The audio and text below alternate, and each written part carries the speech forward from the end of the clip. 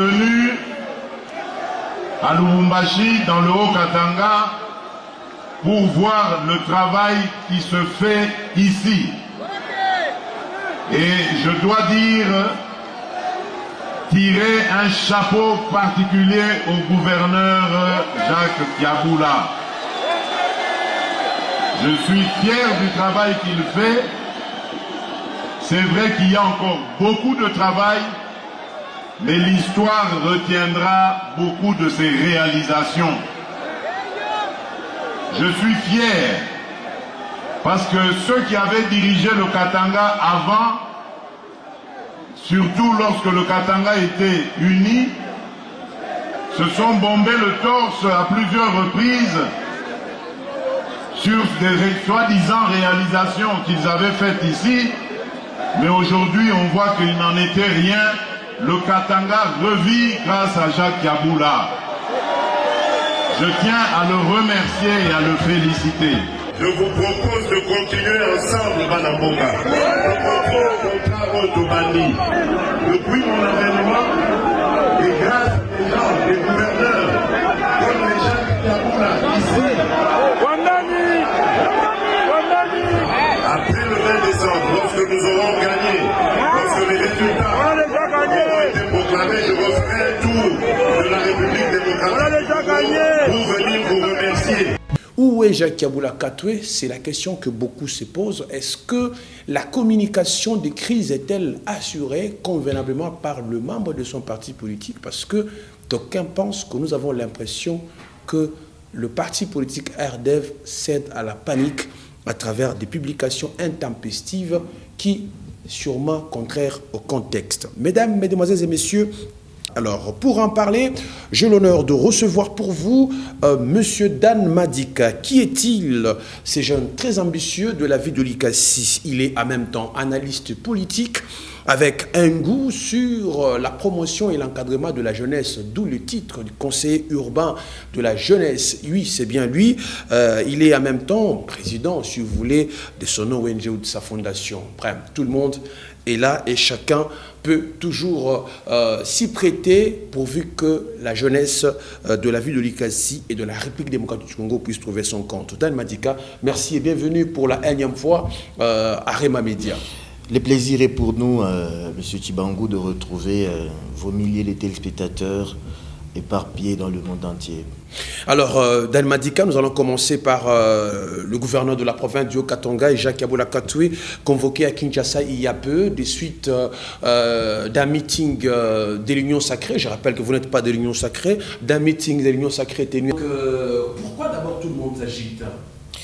Bien, je vous remercie pour cette question et surtout pour l'invitation à nous réserver à ces débats aussi cruciaux par ce temps où le pays a besoin de l'unité, de la cohésion. Vous savez, de l'agitation constatée tant dans le chef du parti présidentiel qu'au niveau de la RDEV, d'autant plus que ça a été dit plusieurs fois que la RDEV est justement une mosaïque huile épaisse.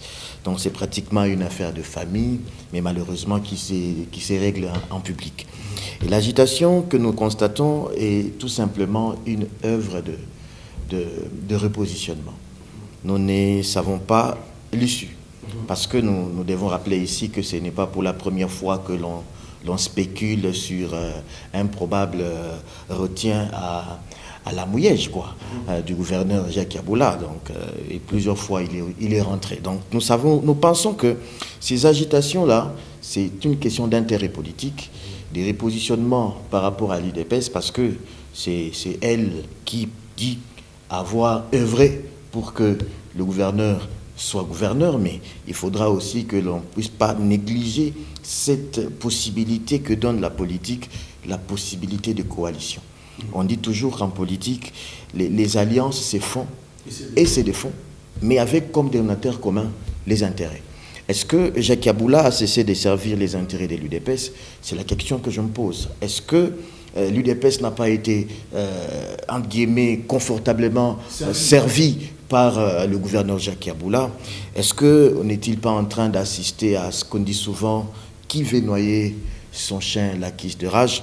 Donc, tant de questions et voilà, ça engendre des agitations. Pourquoi est-ce que c'est l'IDPS seul, parmi tous les membres du parti, tous les membres, je veux dire, de l'Union sacrée, qui en fait véritablement un chou gras, que Kaboula a traversé la ligne rouge, en citant notamment, comment je veux dire, Kabila et Nanga comme des frères?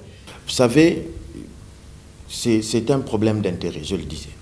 Vous allez vous rendre compte que le gouverneur, Jacques Kaboula, est reconduit gouverneur avec comme adjoint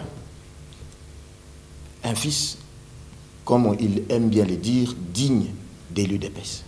Alors que le gouverneur, lui, n'est pas directement de l'UDPS, mais provenant d'un parti politique qui aurait été au sein de l'UDPS.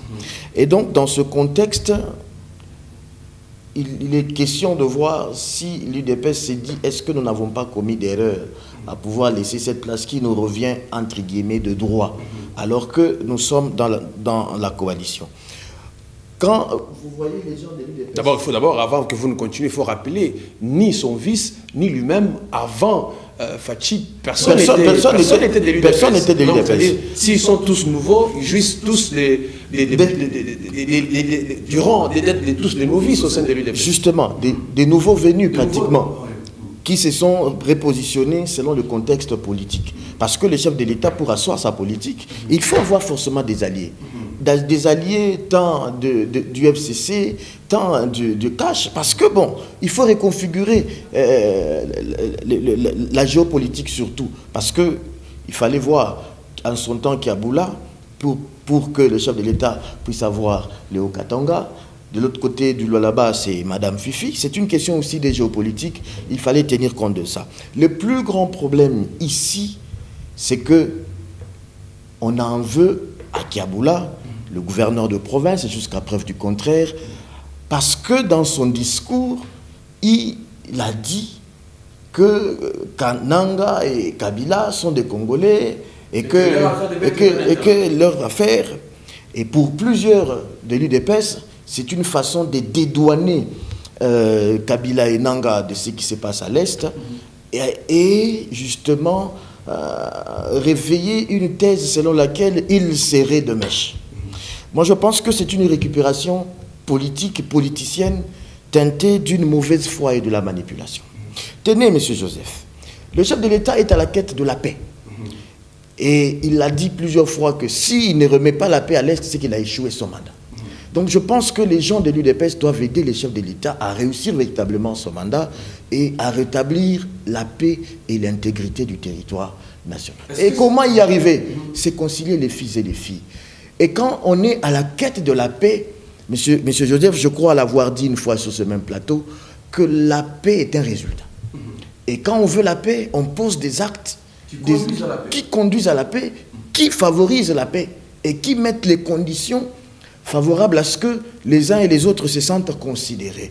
C'est le langage que le gouverneur a utilisé. Moi, de manière personnelle, j'ai pensé que c'était un langage politique pour essayer de préparer les terrains. Tout le monde à la paix. Parce que vous ne pouvez pas vouloir dialoguer avec moi si vous ne me mettez pas en confiance par rapport à mon être, par rapport à mon identité. Donc, il y a le processus de Doha qui se déroule tous les deux, ils se retrouvent là-bas. Justement. Est-ce que le fait que, ou est-ce que Jacques Kaboula Kato, dans tout ce qu'on dit de lui, c'est un prétexte que l'UDPS se sert pour redonner, pour repositionner ses pions à la tête de la province du Haut-Katanga? C'est justement, comme on était en train de chercher par où le frapper.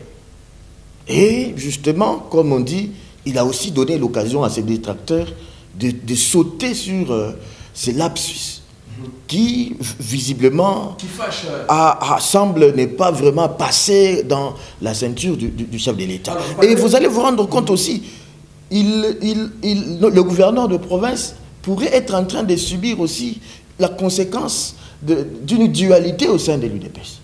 Parce que le gouverneur, nous le savons qu'il a été porté justement par les secrétaires généraux du parti présidentiel, bien sûr le président ad interim.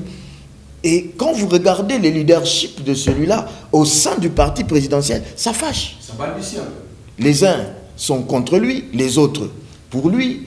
Pendant ce temps, tous ceux qui ont été portés par lui sont ciblés au même titre que lui-même. Ce qui fait qu'ils ne sont pas les bienvenus. Voilà, d'où ma question. Pourquoi est-ce qu'à l'UDPS, des conflits internes doivent impacter le fonctionnement des institutions?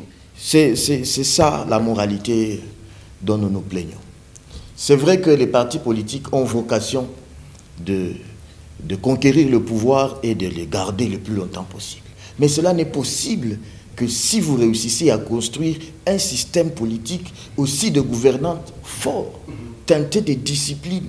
Mais quand vous regardez ce qui se passe à l'UDPS pratiquement, c'est que vous rendez compte que apparemment le parti ne se rend pas compte que c'est ce parti qui a la charge de tous les 120 millions de Congolais.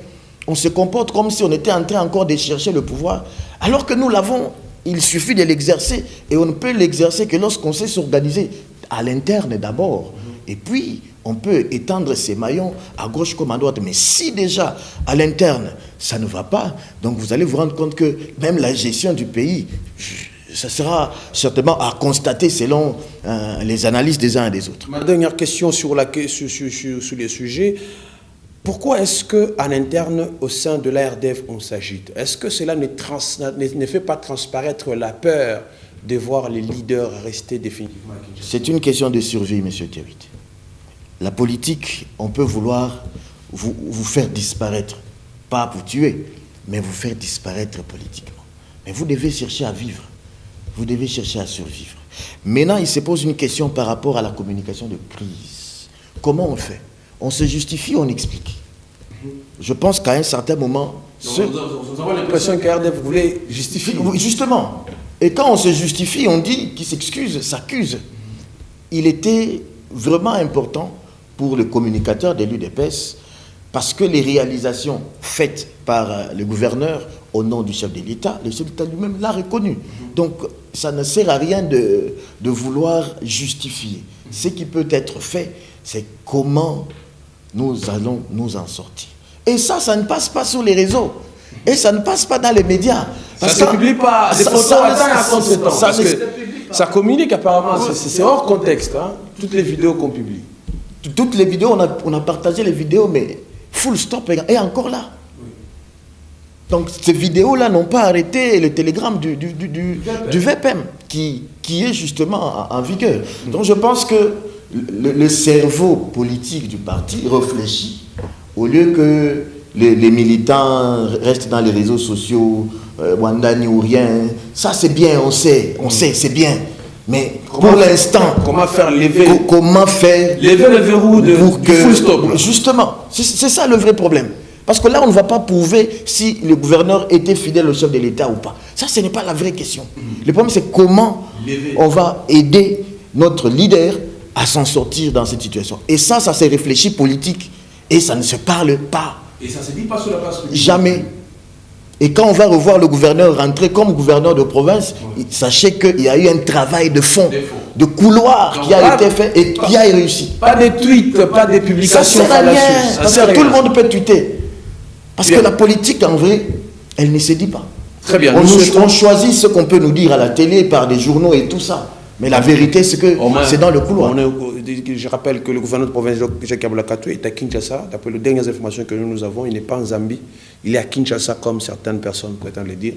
Il est à Kin. Nous attendons. Ça, c'est encore de la manipulation. Voilà, donc le gouverneur est à Kinshasa. Il attend respectivement les orientations de la hiérarchie sur sa prochaine rentrée. Je crois que déjà toutes nos caméras sont en place à Kinshasa pour suivre de plus près le gouverneur de province du Haut-Katanga, que nous souhaitons voir vite regagner ses fonctions et pour venir terminer les routes, lancer les routes de Kila-Valanda. Monsieur le gouverneur, on attend.